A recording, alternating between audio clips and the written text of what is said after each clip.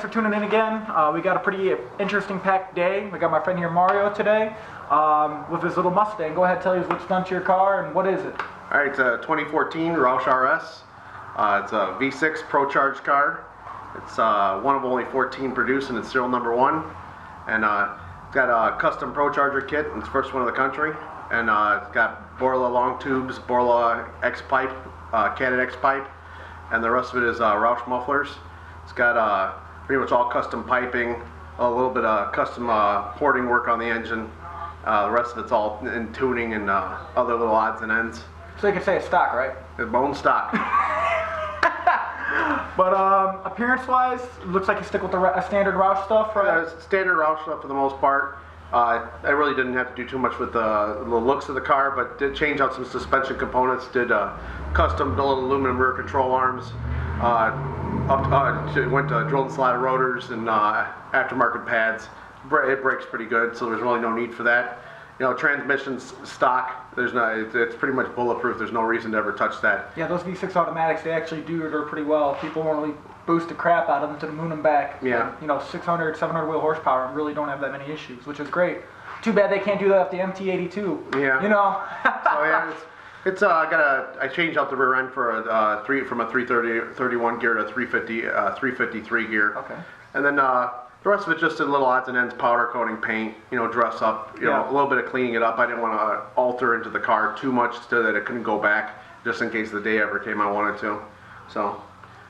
Other than that, I noticed one more thing about your car. Did the track pack wheels come stock with those? Or? The car came with the track pack wheels, but I ended up having them repowder coated black. And yeah, it looks good though. It really does. Yeah, it looks good. I liked it. I liked the gunmetal color. It didn't look bad, but I wanted to darken the car up and make it look a little more sinister, give it a little more evil look to it. That's the point about having a black car. They are sinister. Yeah, and those really good looking spike lug nuts really set it off. It scares the children at the street. Yeah. Don't get too close. Yeah. It's a partial wheel deterrent from them getting stolen too. Yeah, they might poke themselves. You know? All right, let's go drive your car. All right, cool.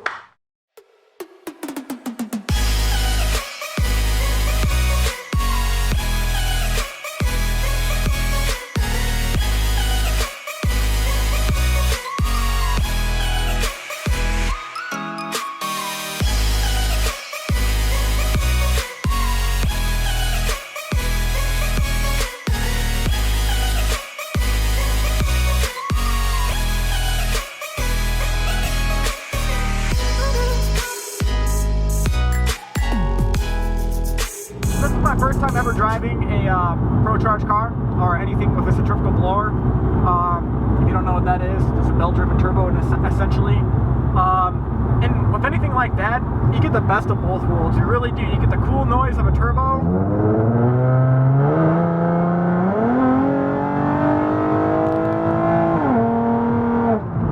You get that little blow-off valve of the turbo. You get like literally best of both worlds. So, I mean, you got any other plans to make this car go faster or anything like that? Or it's going to be getting its final tune coming up in another week or two. Okay. And if everything goes well, it should be somewhere around 550 to the tires. And then after that, that's going to be pretty much it for it. I'm not going to really push it more than that. There's no need for it. But like I was saying earlier about suspension, it's really a good soft riding car, but as you said, probably the harder you push it, the harder you push it, the more it's going to react with you, which is good. Kind of like that in the car. With progressive rate springs and Delmar bushings and stuff like that, the car is very reactive. You push the car harder and it's going to start pushing back harder. Yeah. Just normal driving and stuff like that, it rides just about as smooth as the Cadillac can ride. That little whistle. I like that whistle. And I don't know why people don't like Pro-Chargers. I mean, they're great. I mean, they sound great. I mean, it's always a price point. Yeah, that is true. I mean, they are proud of their naming on it, so they do want that additional cost that goes with having their name on it. But it's like going with a precision turbo, Walk Warner. Yeah. Along with the name, it's going to come a price, unfortunately. Oh, yeah.